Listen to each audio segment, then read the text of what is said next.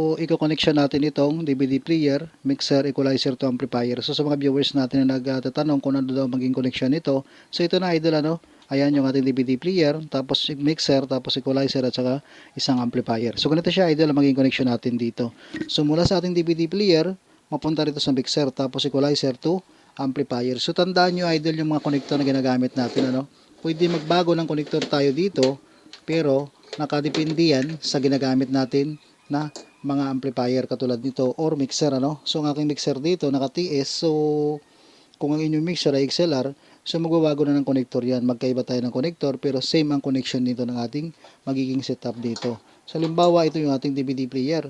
So mag-output lang tayo dito sa kanyang audio output dito, itong pula at saka puti na to, papunta rito sa ating mixer. So gagamit lang tayo ng connector na ganito. Ito, dual mono TS to dual male RCA. So output natin itong ating male RCA sa ating audio output ng ating DVD player. Itong left at saka right audio output niya, papunta ito ngayon sa input ng ating mixer. So line input 6 and 7, itong mono input sa ating 6, tapos mono input sa ating 7. Kailangan dalawa dito para sa left and right output ng ating magiging setup dito. So dito 7 channel yung ating mixer, kaya dito tayo naglagay sa ating 6 and 7. Next connector natin, ito dual mono TS dual XLR male ano. Mula dito sa ating main output ng ating mixer, left and right lang yan. Tapos papunta lang ito sa input ng ating equalizer dito, channel 1 at saka channel 2. Ayan lang siya idol. Madali lang ano. Tapos output tayo dito sa ating equalizer, ayan, papunta rito sa input ng ating amplifier. So ito naman yung connector na gagamitin natin. So marami tayong connector na pwede magamit dito. ATS connector at saka XLR connector. So itong gagamitin natin, dual XLR female to dual male RCA. So output tayo dito sa ating equalizer, channel 1 at saka channel 2. Ayan.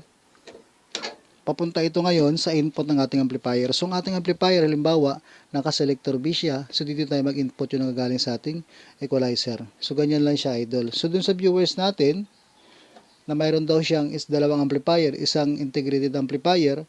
So itong una naging connection natin. So dito idol sa ating mixer, mayroon pa tayong isang output dito, itong record output.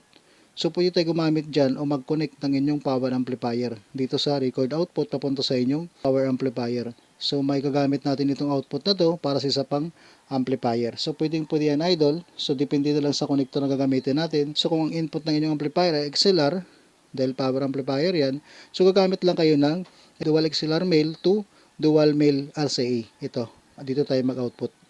So ganyan lang idol yung magiging setup natin dito sa ating DVD player, mixer, equalizer at saka amplifier. So kung mag-dual amplifier naman kayo, pwede din tayo magkuha ng line out dito, source dito, papunta sa input ng ating pangalawang amplifier. So mayroon naman tayong video na ginawa niyan na nag-output tayo dito sa ating line out, papunta sa pangalawang amplifier. So itong line out na to, makapag-link pa tayo ng isang amplifier kapag dalawang amplifier ang gusto natin gamitin sa ganitong maging setup.